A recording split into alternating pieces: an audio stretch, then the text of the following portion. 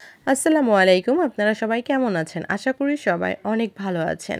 আজকে আপনাদেরকে এই ২ টা ডিম দিয়ে অসম্ভব মজার একটি নাস্তা তৈরি করে দেখাবো। যেটা ঝটপট যখন তখন এটা বানিয়ে নেওয়া যায় আর ঘরে কিছু না থাকলেও এটা কিন্তু খুবই সহজে তৈরি করেও নেওয়া যায়। তো প্রথমে ২ টা ডিম আমি সেদ্ধ করে নিয়েছি। সেদ্ধ করা ডিম ২ টা আমি ভালোভাবে খোসা ছাড়িয়ে নেব এবং খোসা ছাড়ানো হয়ে গেলে ধুয়ে একটা সুন্দর প্লেটে তুলে নেব। এই যে আমার ডিম ২ টা নিয়ে নিয়েছি। এবারে ডিম ২ টা আমি চাকু দিয়ে প্রথমে অর্ধেক করে নেব। তারপরে মাঝখান দিয়ে আবারও অর্ধেক করে দেখুন কিভাবে ছোট, ছোট পিচ, পিচ করে নিচ্ছি। এভাবে আমি ডিম ২ টা পুরো ২ টাই এভাবে ছোট, ছোট টুকরা করে নেব। ডিম ২ টা আমার টুকরো, টুকরো করা হয়ে গেলে আমি প্লেটে একটা সাইডে নিয়ে নেব এবং এক সাইডে দিয়ে দেব ৩ টা পেঁয়াজ কুচি, ২ টা কাঁচামরিচ কুচি, ধনিয়া পাতা কুচি, হাফ চা চামচ আদা রসুন বাটা, ১ চা চামচ ভাজা জিরার গুঁড়া, হাফ চা চামচ চিলি ফ্লেক্স, লবণ পরিমাণ মতো, হলুদ হাফ চা চামচ আর দিয়েছি ২ টেবিল চামচ বেসন, ১ টেবিল চামচ ময়দা আর হাফ চা চামচ দিয়েছি কালো জিরা।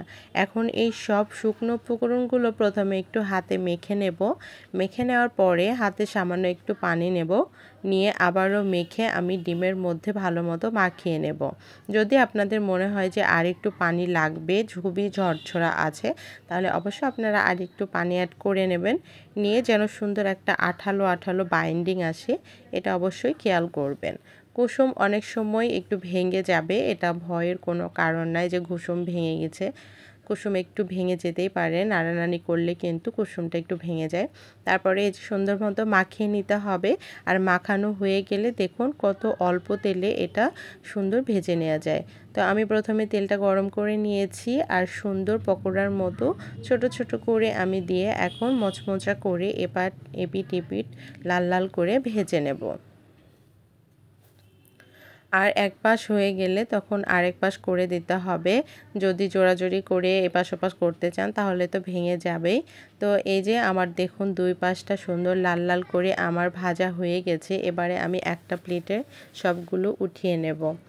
আমার যদি রেসিপিগুলো আপনাদের ভালো লাগে তাহলে অবশ্যই আমার চ্যানেলটি সাবস্ক্রাইব করবেন এবং যারা ফেসবুক পেজ থেকে দেখছেন তারা একটি ফলো দিয়ে দেবেন। আর যদি আপনারা এই রেসিপিটি মনে রাখতে চান বা কাউকে শেয়ার করতে চান তাহলে অবশ্যই আপনারা একটি শেয়ারও দিয়ে দেবেন।